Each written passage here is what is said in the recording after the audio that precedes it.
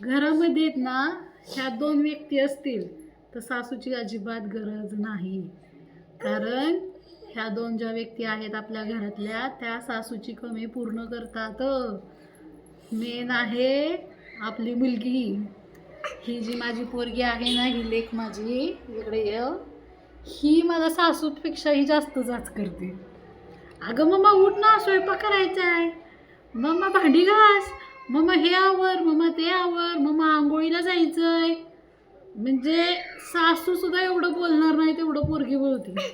आणि नवरा नवरा ही दुसरी सासू आहे.